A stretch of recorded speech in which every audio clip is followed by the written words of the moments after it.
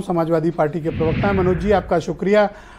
ये आपने देखा कि 24 घंटे के अंदर इस बिल को जिस तरह से पास किया गया और फिर इसको रोका गया। मैंने देखा कई दृश्य कि समाजवादी पार्टी प्रयागराज में प्रदर्शन वगैरह भी इस मुद्दे को लेकर कर रही है। आपको क्या लगता है कि इस बिल को लाने के पीछे के वास्तविक कारण क्या है?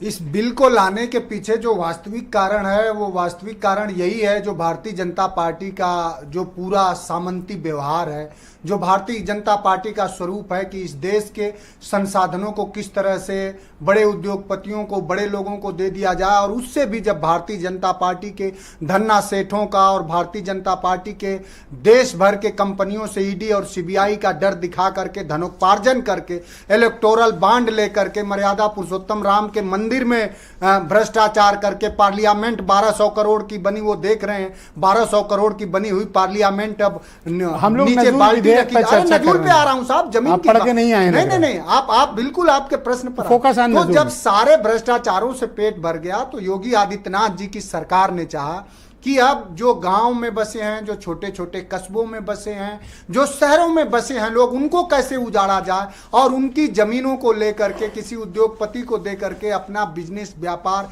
या धनोपार्जन का काम कैसे चले, इसलिए यह बिल लाया गया। लेकिन कम से कम हमें ज्यादा कुछ कहने की जरूरत नहीं है। कम से कम इतना तो जरूर हुआ योगी आदित्यनाथ के साथ कि भाई गति सांप छुछुन्नर केरी उगलत लीलत प्रीत घनेरी। अब उनसे जो बिल उन्होंने विधानसभा में लाया वो विधान परिषद में जाकर के ध्वस्त हो गई, और ध्वस्त करने में उन्हीं के प्रदेश अध्यक्ष ने सवाल खड़े किए। और आप जब जान ही रहे हैं कि प्रवर समिति में गया तो 4-5 महीने के लिए तो कम से कम अटकी गया।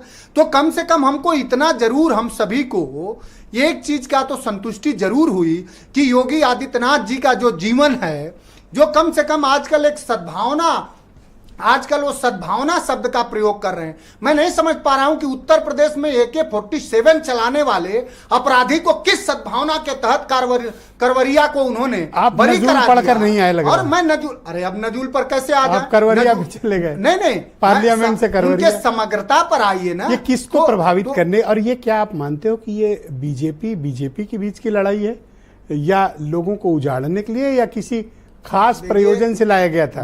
और आपसे ज्यादा विरोध बीजेपी वालों ने किया इसका। अरे वही बात तो मैं कह रहा हूं कि जब प्रवर समिति में चली गया और जिन जमीनों पे लोग अंग्रेजों के, जो नजूल की जो संपत्ति है वो ऐसे अंग्रेजों को भी कहीं से कोई अधिग्रहित नहीं, वो उन लोगों की जमीनें हैं जिनसों ने अंग्रेजों ने लड़ा, वो उन लोगों की जमीनें जिनसे वो लड़ के जीत नहीं पाए, वो हस्तांतरित जमीनें नहीं है, बल्कि अंग्रेजों ने उस समय जिन राजाओं को, जिन रियासतों को हरा नहीं पाए, उनकी जमीनों उन्होंने फोरफीट कर लिया, अधिग्रहित कर लिया। पार्टी क्या चाहती है? वापिस हो जाए पूरी तरह? या पार्टी यही चाहती है कि इस तरह के किसी कानून की उत्तर प्रदेश में कहीं कोई जगह नहीं है।